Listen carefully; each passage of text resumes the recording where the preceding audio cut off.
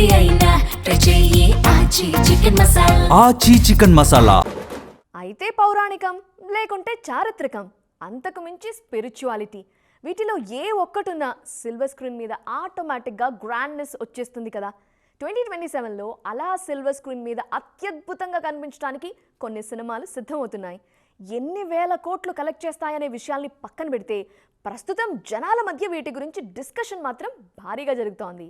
Time trotter, globe trotter అంటూ వారణాసిని జనాలకు గ్రాండ్గా పరిచయం చేశారు జక్కన్న. ఈ సినిమా మీద ఇప్పటికే అంచనాలు భారీగా ఉన్నాయి. 2027 సమ్మర్ కోసం జనాలు లిటరల్గా వెయిట్ చేస్తున్నారంటే అతిశయోక్తి కాదేమో. వారణాసి చూసిన కళ్లతోనే నెక్స్ట్ ఇయర్ దీపావళికి రామాయణ సెకండ్ పార్ట్ను కూడా చూడ్డానికి సిద్ధమంటున్నారు ప్రేక్షకులు. ఈ ఏడాది దీపావళికి రామాయణ ఫస్ట్ పార్ట్ ప్రేక్షకుల ముందుకొస్తుంది. ఈ మూవీ రిజల్ట్ని బట్టే సెకండ్ పార్ట్ మీద హోప్స్ ఉంటాయి. కానీ ప్రపంచానికి మూవీ టేకింగ్ ఎలా ఉండాలో మా మూవీ ఎగ్జాంపుల్గా మారుతుంది అనే మేకర్స్ కాన్ఫిడెన్స్ జనాల్లో క్యూరియాసిటీ కలగజేస్తోంది. అటు సంజయ్ లీలా భన్సాలి జై సోమనాథ్ను గ్రాండ్గా ప్రకటించారు. భన్సాలి నిర్మాణంలో తెరకెక్కనుంది జై సోమనాథ్.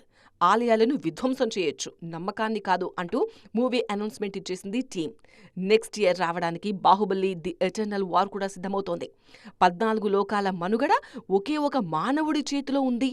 ఆ శక్తి పేరు బాహుబలి అంటూ ఇప్పటికే దేవ దానవ మానవ యుద్ధం గురించి ఆసక్తికరంగా ప్రకటించారు మేకర్స్.